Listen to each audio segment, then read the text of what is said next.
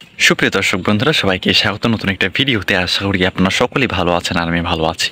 বন্ধুরা, আজকে আমরা একটা ধারণা নেওয়ার চেষ্টা করব। সেটা হচ্ছে যে, মনে করেন যে আমি বা আপনি 10টি দেশি ভেড়া দিয়ে খামার শুরু করতে চাই, তাহলে আমার মাসে কী কী খরচ আসতেছে এই ভেড়ার পিছনে, সেটা নিয়ে একটু বিস্তারিত আলোচনা করার চেষ্টা করব। আশা করছি বন্ধুরা, আপনাদের অনেকের কনফিউশন থাকতে পারে এটা নিয়ে যে আমার কেমন খরচ আসতে পারে এই নিয়ে খামার শুরু করলে। আশা করছি সেটা দূর হবে। চলুন কথা না বাড়িয়ে শুরু করি।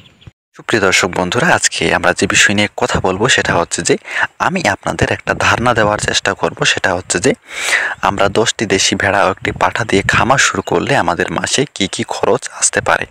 একদম আমরা গড় থেকে শুরু করব, ভেড়া ক্রয় থেকে একদম পরিচর্যা পর্যন্ত। চলুন তাহলে শুরু করি। বন্ধুরা, আমরা যদি 10টা দেশি ভেড়া কিনতে চাই, তাহলে আমরা একটা ভেড়ার দাম মনে করেন যে একটু কমই ধরলাম, 8,000 করে ধরলাম। দেশি ভেড়া যেহেতু একটু দাম কমই হয়ে থাকে। এখন যদি একটা ভেড়া যদি 8,000 করে হয়, 8 × 10 = 80। যদি 10টা ভেড়া হয় তাহলে আমার 80,000 টাকা। আর একটা পাঠার দাম ধরলাম মনে করেন যে 15,000 টাকা। তাহলে আমার এদিকে 80 আর এদিকে 15, তাহলে আমার হচ্ছে 95,000 টাকার মতো। এটা হইলো আমার ভেড়া ক্রয় করার যে অর্থ সেটা। এখন আমাদের আরও যে ব্যয়টা আছে সেটা হচ্ছে যে আপনার মাচা তৈরি করার জন্য।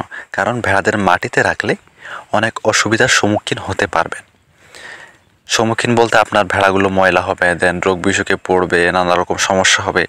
তাহলে আপনার দেখা যায় যে আপনার যে অর্থটা সেটা বেশি ব্যয় হচ্ছে। আর এখন বর্তমান সময়ে মাচা তৈরি করার জন্য অনেক সুন্দর শেড পাওয়া যায় প্লাস্টিকের, যেগুলো সহজে লাগিয়ে মনে করেন যে আপনার পরিষ্কার করতেও সময় লাগে না। আর এমনিতে ওটা ছোটো ছোটো ছিদ্র থাকে, যার জন্য অটোমেটিকগুলি ময়লাগুলো নিচে পড়ে যায়। সো আপনি সেগুলো সংগ্রহ করে সেটা দিয়ে মাচা তৈরি করতে পারেন। এবং সম্পূর্ণ ঢাকবেন না, আপনার যে খামারটা সেটা সম্পূর্ণ ঢেকে রাখবেন না। মনে করেন যে নিচের দিকে ঢেকে রাখবেন, উপর দিকে ফাঁকা রাখবেন। এক কথায় বলা যায় যে অর্ধ আবদ্ধ অবস্থা রাখবেন আর কি। এখন আসি আমরা এদের খাওয়া দাওয়ার প্রসঙ্গে। মনে করেন যে আপনি যদি আপনার এলাকায় চরণভূমি থাকে তাহলে কোনো ব্যাপার না, কিন্তু একটা বিষয় আছে। সেটা হচ্ছে যে আপনি চাইলে তাদের জন্য সকালে দানাদার খাবারের ব্যবস্থা করতে পারেন। এই জন্য কী কী দানাদার খাবার আমরা দিয়ে থাকি সেটা আপনাদের বলছি। আমরা দিয়ে থাকি মনে করেন যে চক্কর, যেটা সম্ভবত 40 টাকা কেজি। এখন সেটা যদি আমরা মাসে দিতে চাই, কারণ মাসে 30টা দিন দিলে ভালো হয় তাদের স্বাস্থ্যের জন্য।